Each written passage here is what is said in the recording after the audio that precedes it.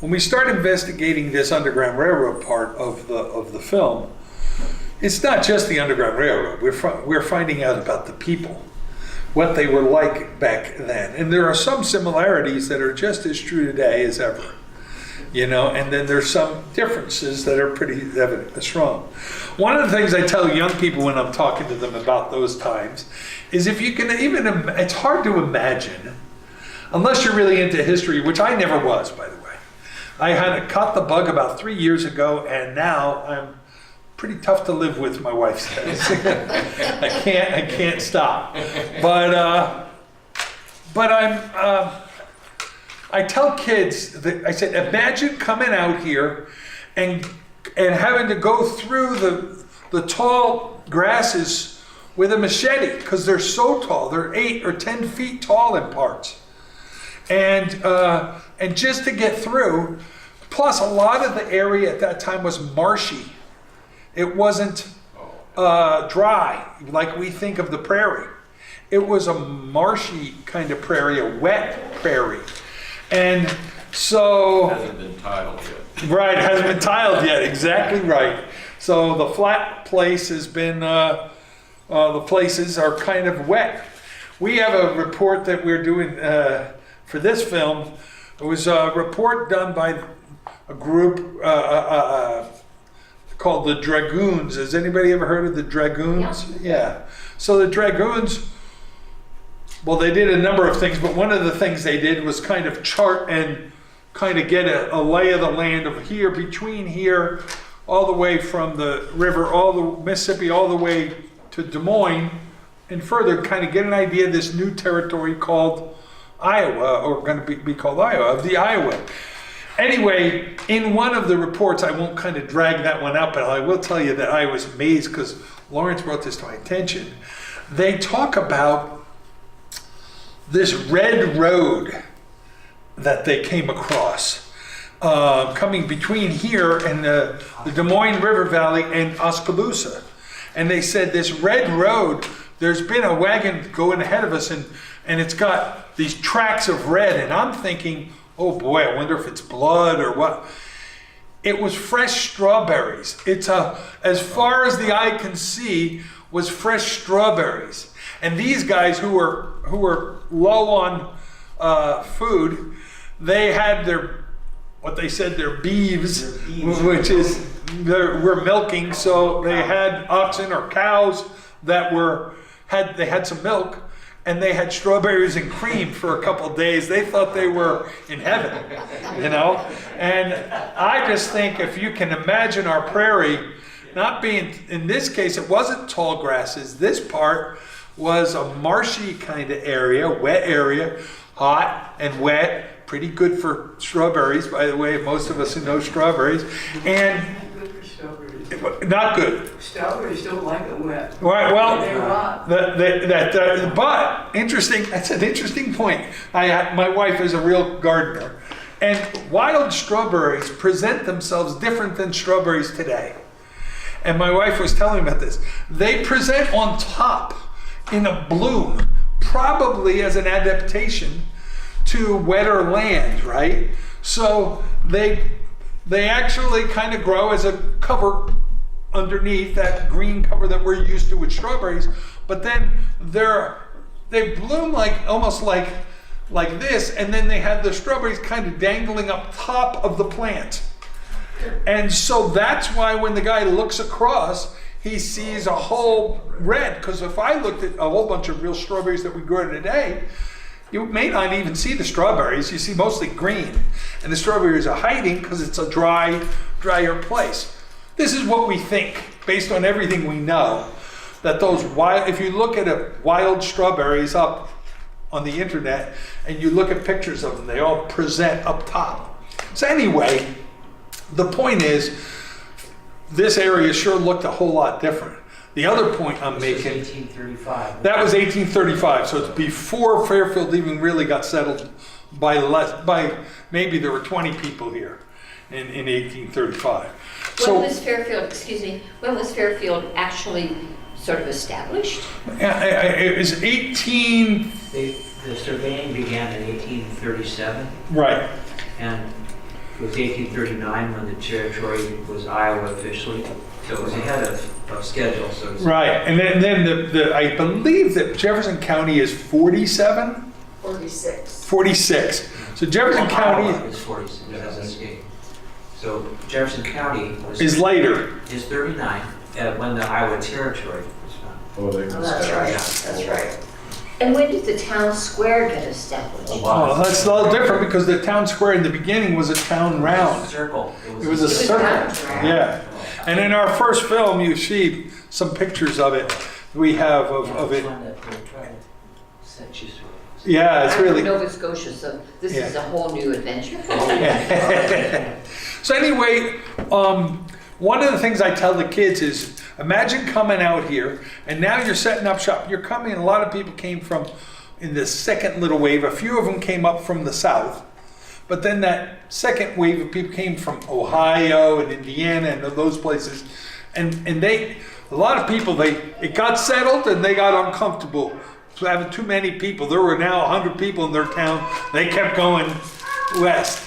And I don't know if you can relate, but there are some people in Fairfield and who I met and doing this farming movie who are kind of like that. Not 100 people would be about too many for them. You know, they want to kind of have a lot of room. And so these people just kept on going further west. So anyway, when I tell the kids, can you imagine you set up a house, now you get here, it has to be warm enough that you can get here. So you get here, let's say in June, because it takes a while, and now you have to set up a house, but you also have to put in a crop because you don't have enough goods to last you through the winter, and the winter can get pretty bad.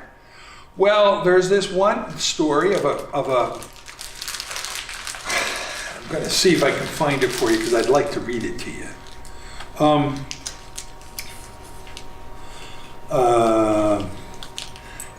Any of the names, do you remember? Well, the Baptist preacher had 5 children. Do you remember his name or the people's name? I'll have to look it up. Yeah. It might be we have a Bible here. It's called Susan Welty's book called Fairfield. And she wrote it in 1968 and then did a bicentennial version in 76. What did we call that? And it was a wonderful description of a very difficult situation because it was true that the winter was so severe in 1837 and 38 that people took to eating bark, slippery elm bark, to get by. And there was some heroic, remarkable events of giving to others. And Dick has the story of one of them involving the Baptist preacher with his 5 children. They were undersupplied. In a regular winter, they would have been okay, but they were undersupplied, and the snow and ice was so bad they couldn't go back east to Burlington and beyond to get supplies. So let me just read you a tiny bit Yes. of this amazing story. The winter of 1836-37 was a terribly severe one. And unfortunately, I need to tell this to make the print bigger.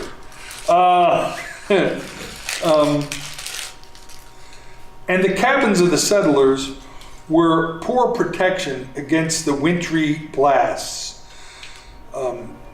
Snow commenced to fall in early November and fell to a great depth and continued to cover the ground until the first spring month and was well advanced, so that it was with difficulty that men could get around to attend to their domestic duties or prosecute the plans laid out for the campaign of the spring and summer. The trails leading towards the settlement in Henry County and the trading places on the Mississippi River were all blockaded, and as to render travel by teams almost, if not quite, impossible.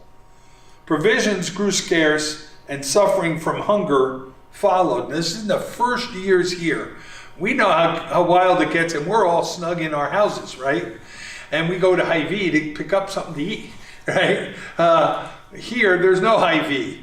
There's no restaurant. There's no little come and go or whatever, Casey's. There's nothing, all right? So if you don't shoot it, or you don't grow it, or pick it, or have it as a provision that you had brought with you, you don't eat. So among the settlers already mentioned was the family of Amos Amos Lemon, who settled on the farm now owned by Albert Howell, consisting of his wife and 5 children. Mr. Lemon was a preacher of the Baptist faith and bore the name of an excellent man. Like many other preachers, however, he possessed but little of the world's goods, preferring rather to lay up his treasures in heaven, where neither moth nor rust doth corrupt. He came to find a home in the land of the Ioways for his wife and the little ones, but came too late to raise a crop of any kind. He brought but a small supply of provisions, expecting no doubt to be able to visit the trading places before mentioned to procure provisions as needed by his family. But the winter came and the snow fell as to render such trips beyond the power of human endurance.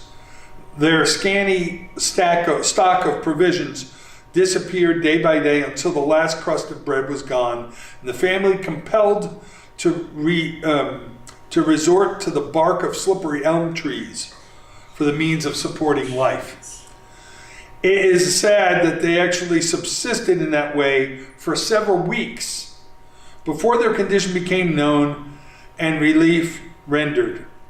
They go on to say that these people, the Lamberths, found out about it. Mrs. Lamberth turned to her husband and said, I can give up my food and I don't need bread. I could maybe have a potato once in a while for the next month and help get them through to when things ease up. And the husband basically said, well, what do you want? Because she doesn't want the husband to do without, because the husband's the one going out and doing all the work to make sure they last. But she felt like she could do it. It was just the two of them. So he said, what do you want me to do? She goes, I've been saving up already. I've got enough food for you to take over there. And we're estimating about a mile away or whatever. He went and delivered this, and the families made it through the winter just from their generosity.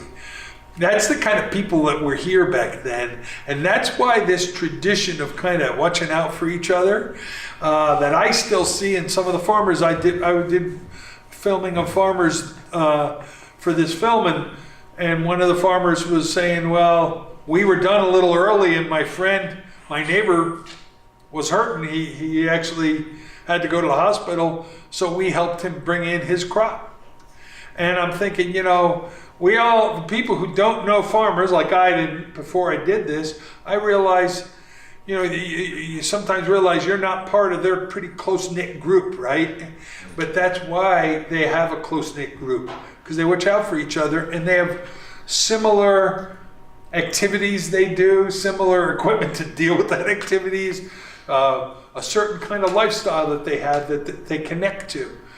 This film that we're working on now, our third film, it's going to come out in the beginning of July, and it'll be free, and we'll do a showing here at the library, but we'll do a weekend at the Sondheim for free, and that'll we'll probably show Heroes before we show that, so those that hadn't seen it can get to see Heroes again. And anyway, we're to me, it's just amazing to see some similarities that still exist between families. I also thought it was funny. I'll tell you another little thing in doing our research. There's this one farmer who was lamenting in 1850 the facts that things aren't the way they used to be anymore in this part of Fairfield. And I was laughing because, does that sound familiar, right? And he was saying, boy, before you could eat an apple off of your neighbor's tree and there not be a problem. Now, who knows, he might call the sheriff and have the sheriff come down.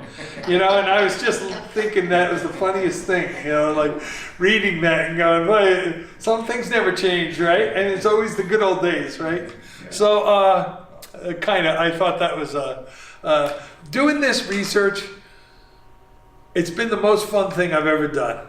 And it's because, not the research, I'm actually not a good reader. So when I have to read something that's thicker than this book, I give it to Lawrence. And I said, tell me what this says, and tell me the important chapter that I really have to read. And then he goes through it, fortunately, with his background in history and his degree from Yale and all that intelligence of him and his team of people that he works with. We work with the State Historical Society very closely. They're great people. They help us so much. Really. We work here with the public library. And I got to tell you, there's never a time where Rebecca doesn't say yes to me. And when I tell people that, they go, Rebecca? And I say, yeah, she's great to me. But I think the whole staff is feeling like this is a special project, and it's a community project. It's not my project.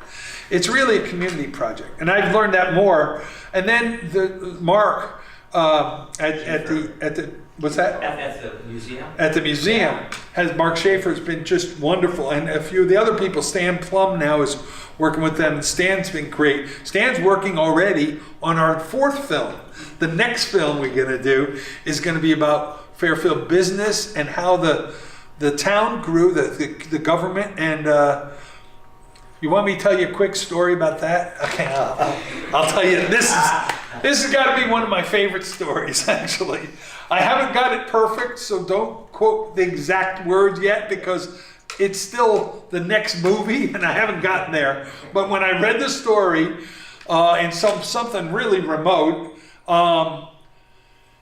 so these people, there's going to be a Jefferson County, they decide, right? Because they just signed a thing. So they decide now part of Henry County at the Skunk River, and interestingly, it kind of weaves in and out of the Skunk River, which didn't make some of the people real happy on the other side of the Skunk when they all of a sudden realized they were going to be part of Jefferson County.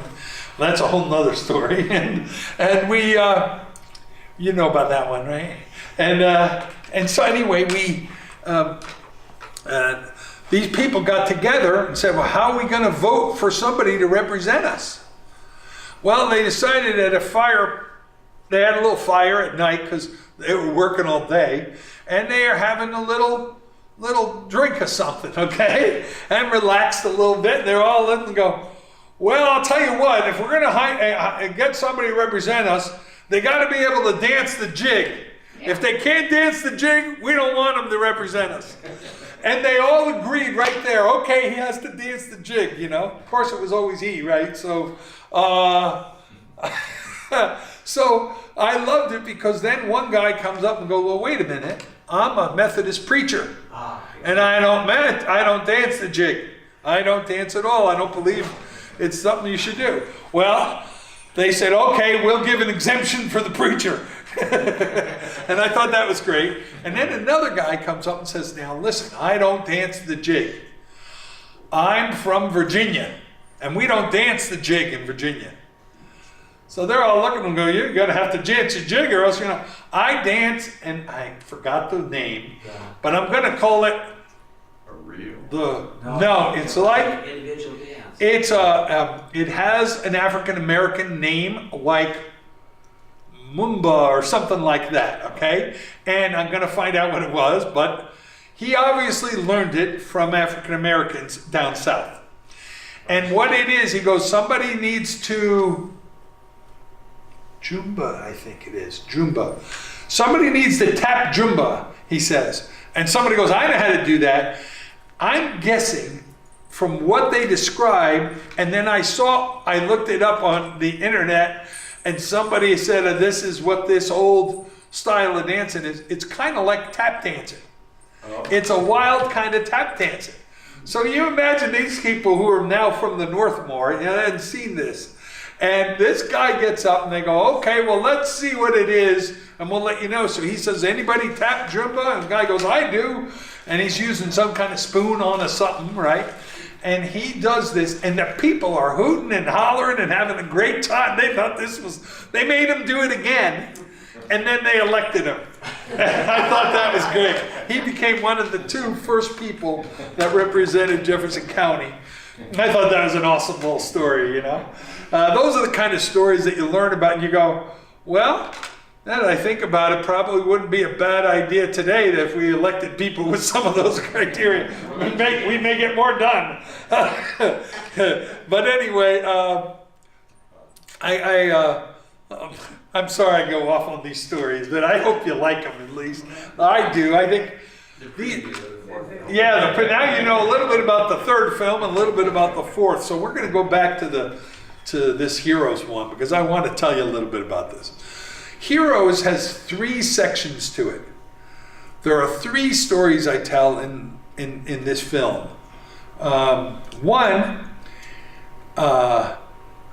is the last one I tell is this one about a half hour long, and it's from 1830 to 1860. And in it are all the people that were associated with the Underground Railroad, plus people like Lord Lamson, who's the guy that started the library. Mehitable Woods, an amazing woman. You want to say something about Mehitable? Well, if we go over to the old cemetery and look for the biggest stone of all, the biggest memorial stone, it's Mrs. Mehitable Woods. And she and about 40 other women in these parts during the Civil War were able to raise box cars loads of goods, of food to help the boys at the front. She went behind enemy lines more than once. She was shot at. She thought there were little critters running through the grass. Yes,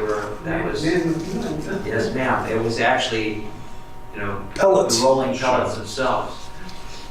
She had bigger and bigger amounts of giving people jams, eggs, breads. It started. That reminded them of home. Yeah, They got a letter from a they started out that she was part of a women's group that kind of Ladies' Aid Society. the Ladies' Aid Society, and they had heard from some of the women's sons that were saying, well, we're out here, the war should not last a few months. We'll take care of this and it'll all be done. Boy, did they not. Some things never change, right, regarding war. So they said, but we sure miss some fresh eggs from the farm, and we sure miss some homemade biscuits or jam or this and that, So Mehitable Woods and these ladies decided they were going to put a little basket together. The guys were just in Illinois, and they would take it to the boys.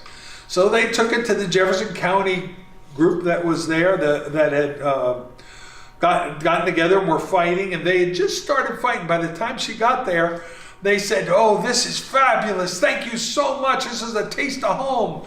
They said, next time, can you come back with some more and also some bandages because we're running low already and some other things. So she comes back again and again and again. And as she comes back, her wagon gets fuller.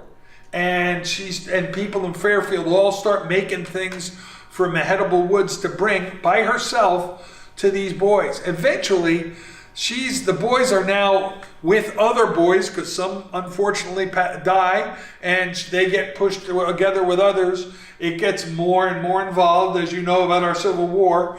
And she's ended up going down on a barge down the Mississippi. And she's by now, because when she first went through, the sergeant said to her, you're not coming through here, ma'am. I don't care who you are. Our boys are fighting and so on. And she goes, I have to go see my own boys. And I have something for them. Of course, she didn't have any children. But as far as she was concerned, all the Jefferson County boys were her boys, right? And so he let her through, and he said, this is the only time I'm letting you through. So she went back and she petitioned the governor, and the governor named her, made her a major, right? Major? We got permission from the Secretary of War, Stanton. Well, I think first the governor actually made her a major, and then she goes through the next time. My understanding, a little different maybe, is she goes through the next time, and now the guy says, you can't come through here, and she points to her stripes. I'm Major. And she goes, I'm Major Mehitable Woods. And he goes, okay, and he goes there. So very unusual for a woman to be now age. And then as she's now having to go down south, she gets a letter from Secretary of War Stanton, Lincoln's Secretary of War, and it says, let this woman through anywhere, including the front lines. And that's when Lawrence says, you know, she's going through the front lines down south, bringing huge amounts of goods, and everyone now knows her as either Auntie or Mother Woods, right? Auntie Woods is here or Mother Woods is here, and she becomes a great hero of Fairfield. And Lawrence will tell you, when she passed away, it was much later. The Civil War gets, 1865, it's over, and 1904 she passes away. And how many people come to her funeral? It's backed up for 3 miles. People then. They started on the square, or on this round, if we call it, and goes all the way out 3 miles, so that by the time it goes marching to the cemetery, there's still, the first group is still at the square. That's how long the people are. 300 of the men came in their full battle array from New York. Full dress uniform, 300, and that's a full, almost 40 years after the end of the Civil War. That's how much they remembered her. And yet, you go by the B Street Cemetery, the old cemetery there, you probably don't even think about her, but I do every time I go by there. The Edible Woods, just one of those heroes that we brought out in that movie. Is it up close to Stone? Yeah, and you'll see it, it's probably about 5 in Right. from the B Street, in the middle, close to the middle, a little more down the street, but pretty close. And it's a tall, It's the biggest one. big one. You can see it from the road if you look real carefully. Off of East. Yeah, off of B Street. And it has her story a little bit right on the stone, you know. And it looks like that stone was there yesterday. I don't know, that real beautiful stone. So there were a couple of heroes that I didn't put in. And I thought I might tell you one of those stories if you'd like. I told you it was split between the people who were pro and anti-slavery. And it was, and Fairfield was no different than a lot of different places. Don't forget back then, we were dealing with John Brown, Bleeding Kansas, if you know anything about that. I didn't, by the way, know much about it. But John Brown is one of those kind of, that's for an abolitionist, so he's against slavery and for the abolition of it. And the ones that were pro-slavery were a little bit more slippery. They were a little bit more tough. They were doing something where they were deciding, here's Iowa, right? You go through Iowa and then you get to Kansas and Nebraska. And in those states, they decided it was going to be one state, then they split it into 2. They said it's not just one territory, it's 2. And we'll let them decide if they want to be slave or not. Now, if you think of this as all of America, this is Iowa, down here is slave, up here is not slave, right? So everybody's picking a side. By then, now they're deciding, and it becomes more religious in nature.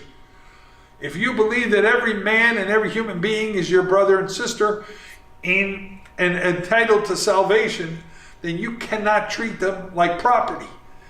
You know, you may feel they're different. They didn't have actually quite always like an equal, totally equal, but they didn't feel that you could enslave them.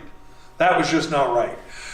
The ones that wanted it that way, their whole not only way of looking at life was that way, but their whole business model and all their economy was based on that slavery. So they felt like somebody was trying to take away their way of life, everything they knew to be the way it was going. And so they dug in deeper and deeper. And in Kansas, they were actually tar and feathering people who were coming in because they were going to have a vote in 2 years. They said, go settle there, and in 2 years we'll decide. I'm kind of simplifying because there's even more complication. But so when the people come in, basically these guys are like, well, which way are you thinking? And they say, well, we don't believe in slavery, and they get tar and feather them or whatever they'd have to do to get them out of town. So that when they had the first vote, they had to have a revote because they realized it had been totally rigged. And then there was nobody really fighting back until John Brown came around. And John Brown decides, with a bunch of guys that he meets up with in Iowa, by the way, and organizes in Iowa, John Brown decides, somebody's got to fight back. So they decide to fight back. And they called Kansas during that time, leading up to the final vote, Bleeding Kansas. And the reason they called it that is, and by the way, we got real involved here in Iowa in that situation because it's our neighbors to the west of us. And imagine this, Illinois is a free state, Iowa is a free state, but Missouri is a slave state. And if Kansas and Nebraska were to become a slave state, we'd kind of be surrounded. It would change the whole way everything developed. This is a big deal. That guy, John Brown, eventually got so revolutionary in his thinking that he met up with a few guys and they went back to Harper's Ferry and in Virginia and decided to lead a revolution of slaves. They said, we're going to steal all the guns and all the ammunition, go arm the slaves down south, and let them just have their own revolt, and they'll be able to free themselves.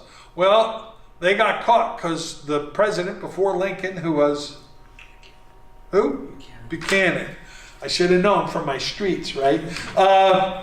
Buchanan said he had to put his best general, and his best general just happened to be, Robert E. Lee.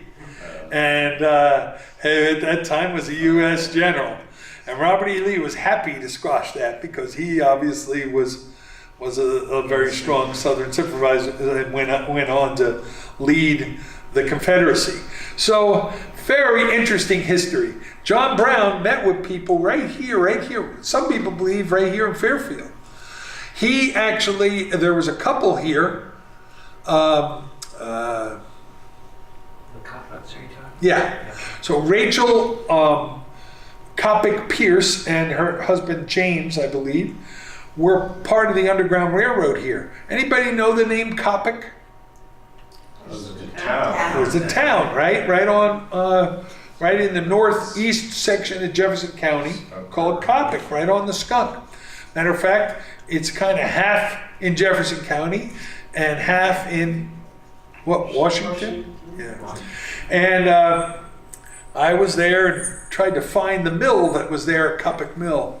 So we had an aerial photographer with me, and anyway, near that bar that's right across the bridge, right?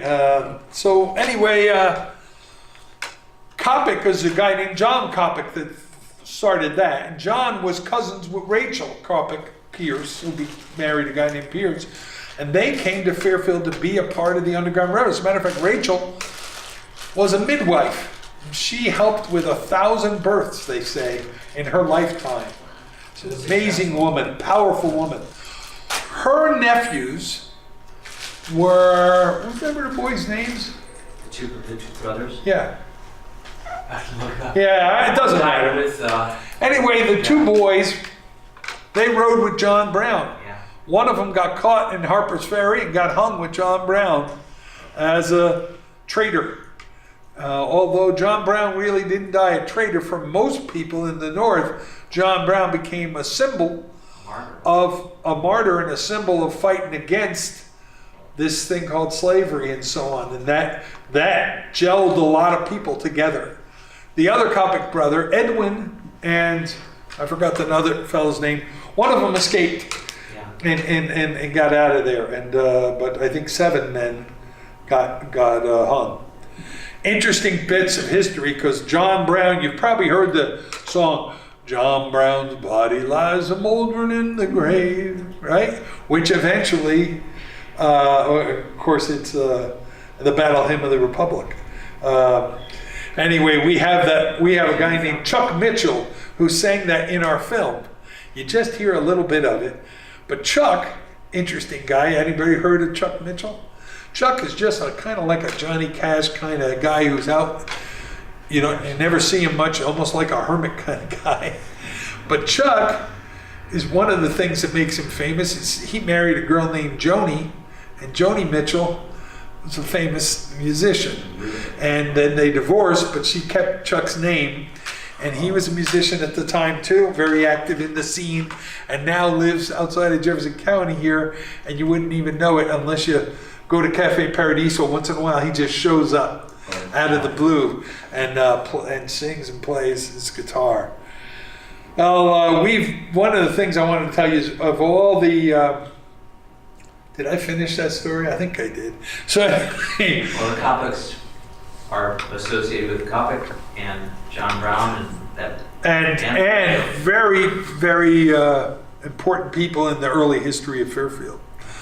That's just, when you make these connections with people, it kind of fascinating, you know? And you realize Fairfield was a pretty big deal back then because everything that was coming west, right around the time of the Civil War, it kind of stopped where Fairfield was.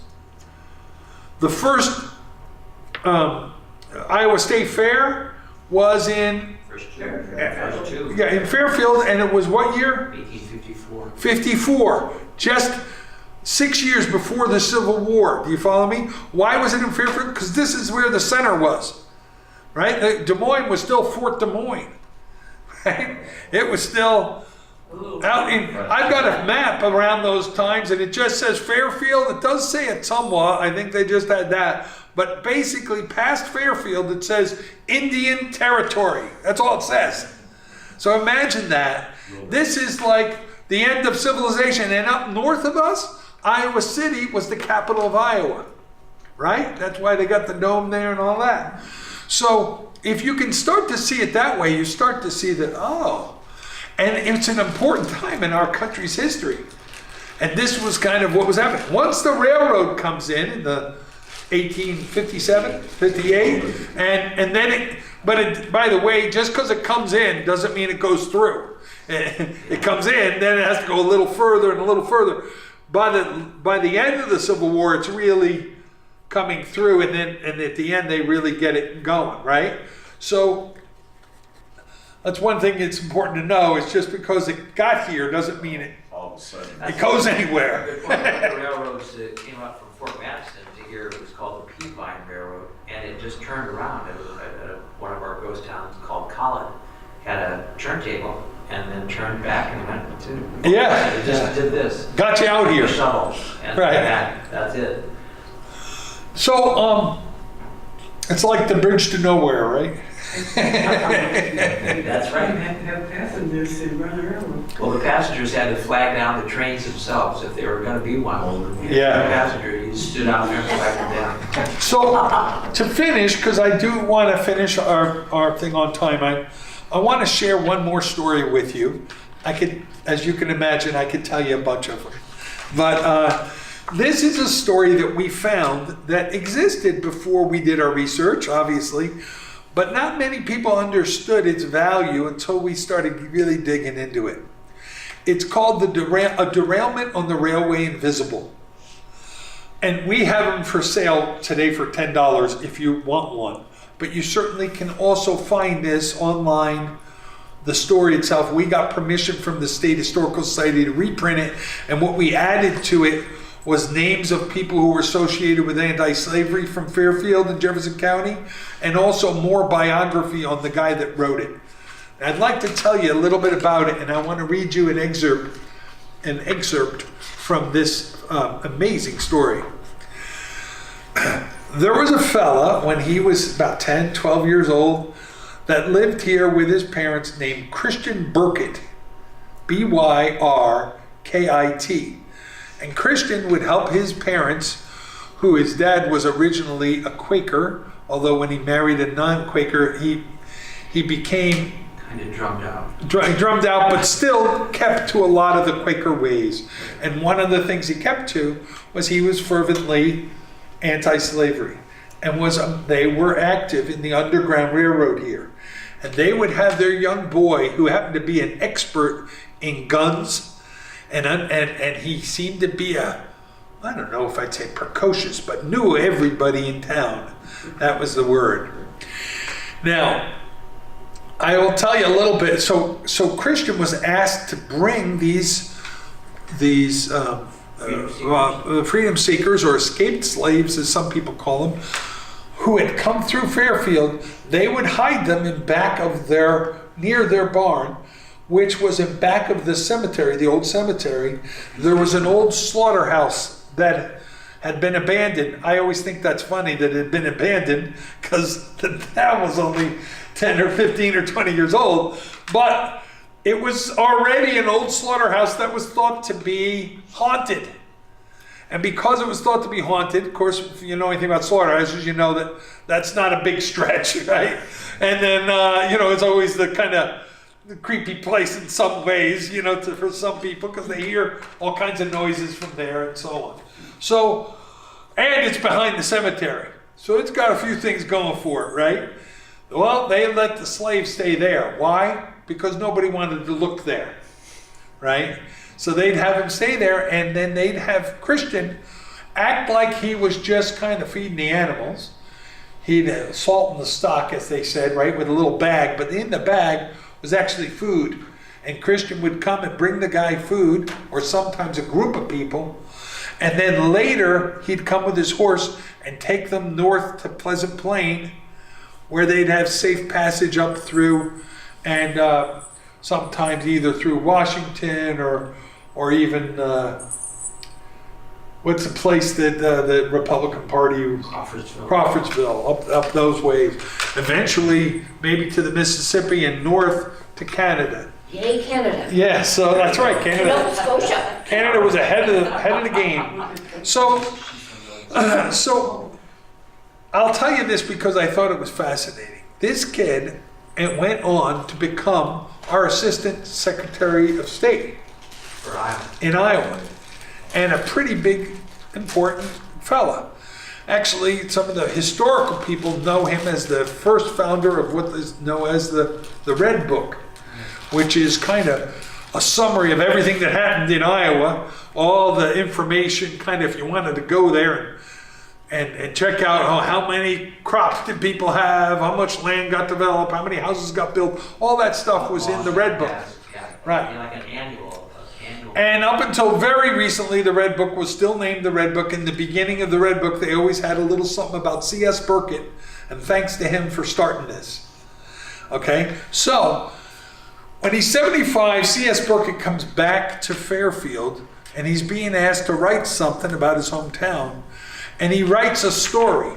So now the guy has a lot of credibility because he's been somebody, and he writes a story called A Derailment on the Railway Invisible. And I want to read you a tiny bit from it, okay? It's a very short, well, I'll read a tiny bit. And that just give you an idea how beautifully this guy writes. He's coming back now as there's a railroad. So he's coming back on the railroad. He says, the monotonous intonation of swift revolving wheels carrying the CB&Q Express on its onrush up through Pumphrey's pasture of other days was momentarily overcome by a long, shrill whistle from the great mogul engine. As I peered out upon the city's electrically lighted and paved streets, reminiscence carried me back some 60 years to the days when this now thriving city of more than 6,000 people, with its factories and excellent institutions of learning, was but a village of perhaps 1,200 people. And I, a schoolboy of 14 years, practically knew them all. But strenuous events were even then swiftly succeeding each other, forerunners in history. In 1861, the Civil War was on in earnest, and Jefferson County, with a population of but 15,000, of whom 720 were called to the colors, responded by an enrollment of 966, or practically a full regiment. Strong men, physically fit, good people have always lived there. But in Civil War times, when inspired public meetings commenced promptly at early candle lighting, and loyalty was the paramount issue, the Vestal fires never burned low. Not to have known James F. Wilson, Christian Slagle, George Atchison, Ward Lampson, Captain Wells, the elder Jordans, William Junkin, and others, patriots all, and a few whose names linger in memory only as a dream, was not to have known Fairfield in its crucial analysis. That's the beginning of a derailment on the Railway Invisible. He goes on to tell a fascinating story of how he actually helps this fellow who he called Jim, short for, I think, Jim Crow, because he didn't distinguish well between any of them. But he helped him through in the light of the moon up towards, basically, the way we look at it is Pleasant Plain Road, if you want to think of it, going from the back of the cemetery, right? Through where there's that trail now on B Street, off of B Street, they got that walking trail, and that's about how we see it going. At some point, these guys are chasing him from Missouri, and at some point, he kind of makes a few mistakes with his horse, kind of goes a little too quickly, and kind of runs into these guys just around the corner. And a gun goes off. It nicks one of those guys' horses, and all craziness comes up. The escaped slave falls off the horse, runs into the woods. The kid's horse takes off without him even just holding on for dear life. His hat flies. His hat flies off, and he doesn't stop the horse for another couple miles down the road. So basically, he failed in his mission. That's why it's called a derailment on the Railway Invisible. All right, and later he says that was the last time he got to do it for his parents. One of the reasons we believe with the historians that it's such a true story is there's several reasons. One is usually a guy who tells a story about how he messed up, that's a truer story than a guy who tells you how great he was back when he was a little kid, okay? Second of all, he tells about all these people in Fairfield extremely accurately. We did the research on them, and we know every one of those people he talked about, and he's right on the money. Number three, we actually traced the route that he said he took, and it all fits perfectly with the way I just was talking to you about.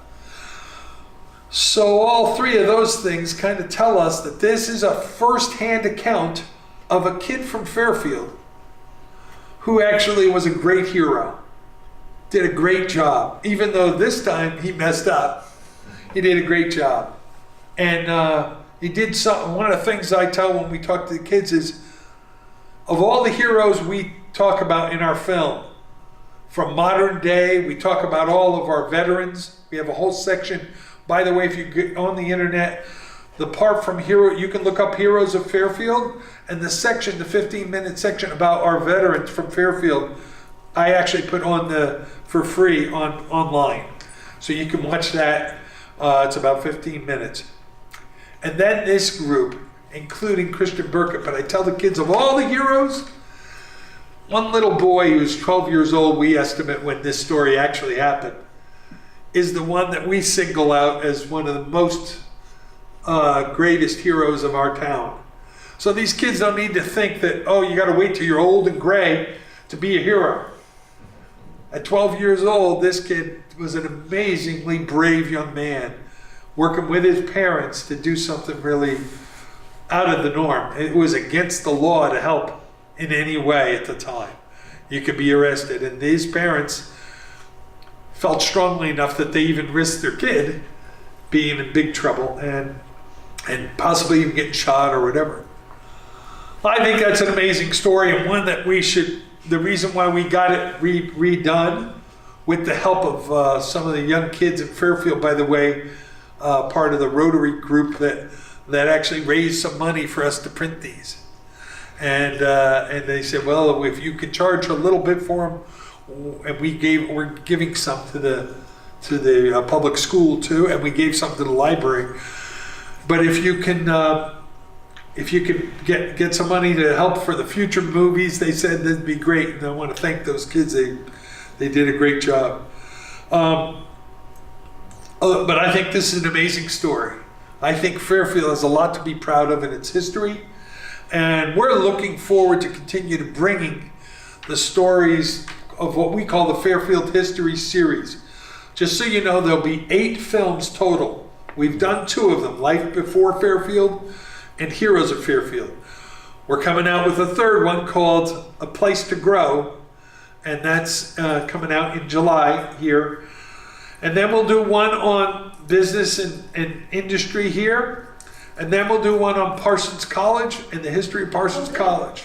Then we'll do one on Maharishi University and the day Maharishi came into town and what really happened there. Then we'll do one on musicians and artists that have come through Fairfield different times, have come from Fairfield, and what that art and music and so on. And a lot of historians don't do those films because they feel like, well, it's superfluous, but I think it's more important than who was the mayor.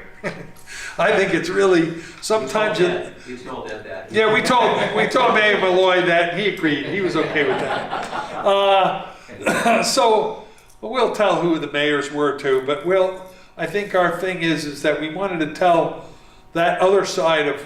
Sometimes I'll go to a concert.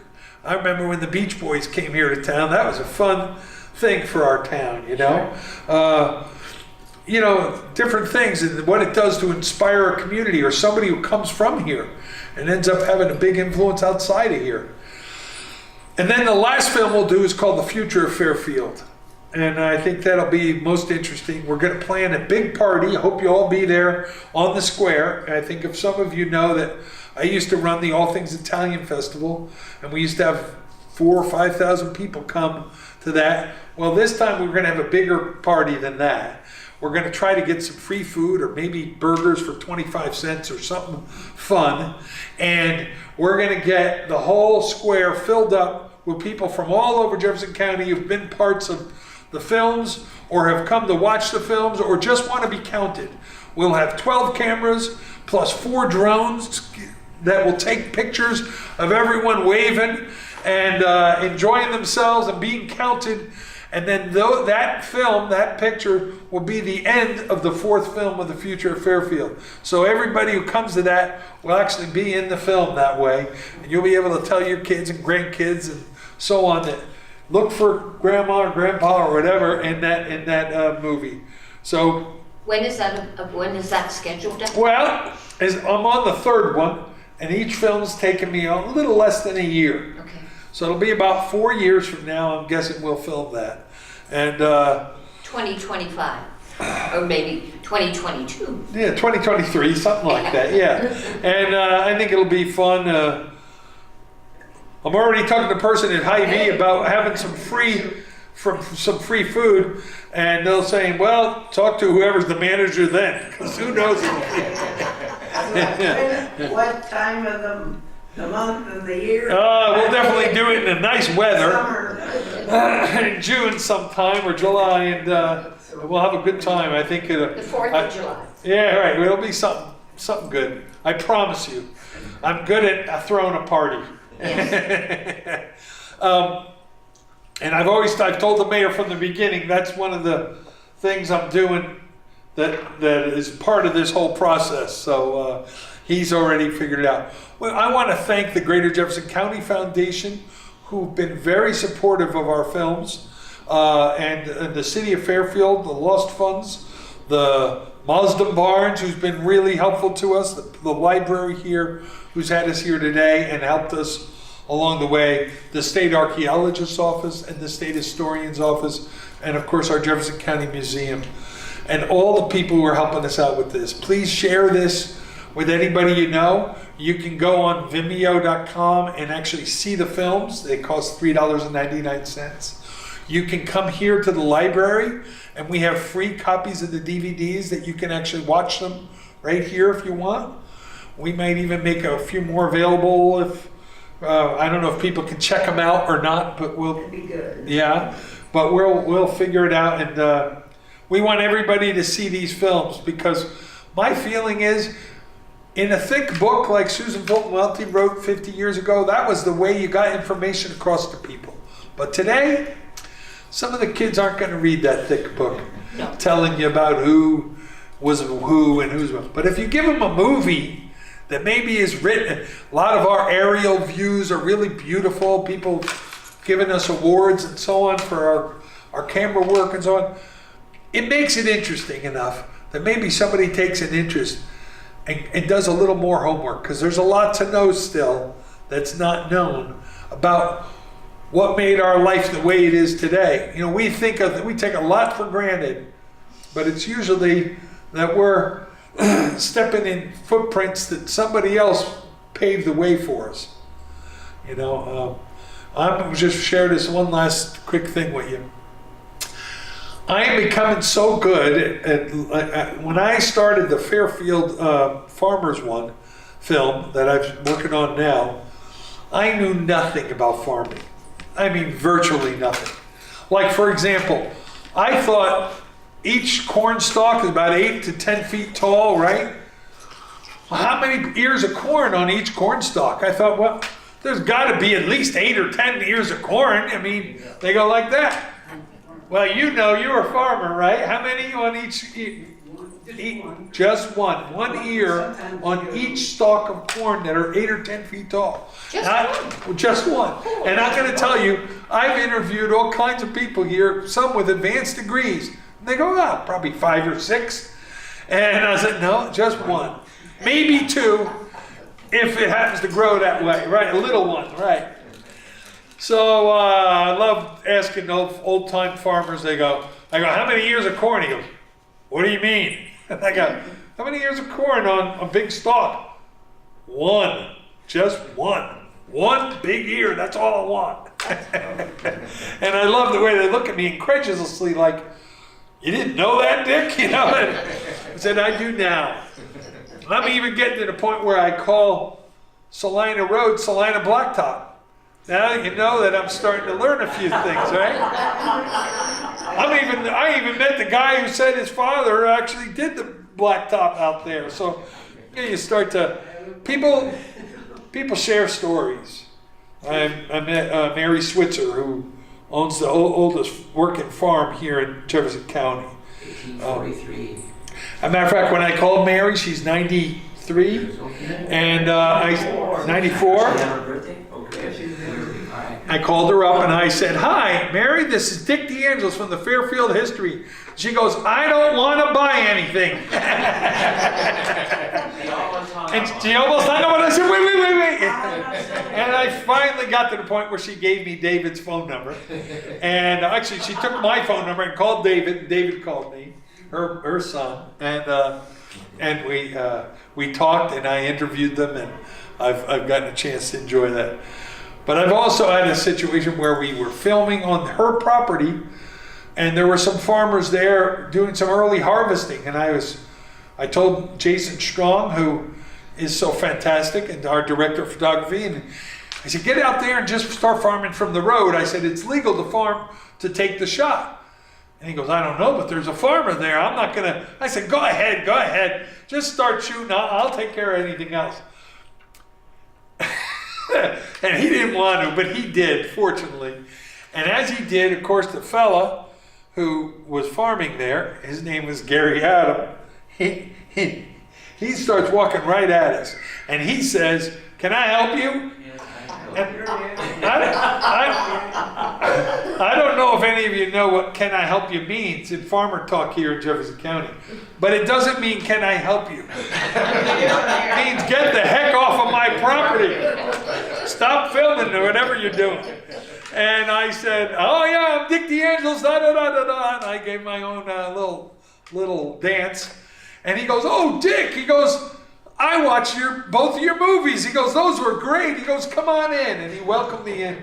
He goes, he told me what he was doing, and he was very generous.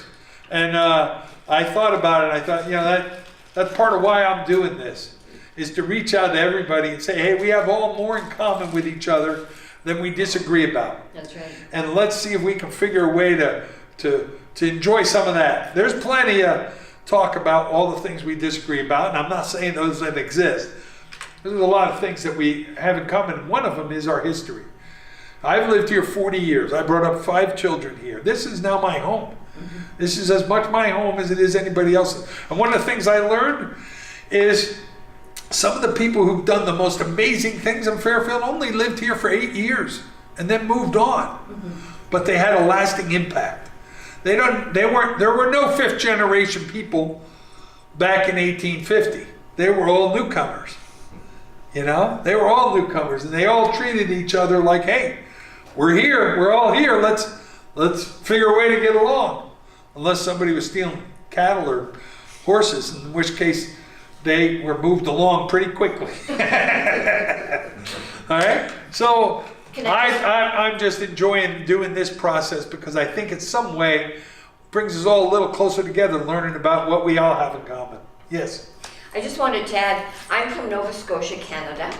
I'm a storyteller. I was the gal that got lost in the cornfields on Thanksgiving Day and was rescued by the boys on Sunday night in the blizzard.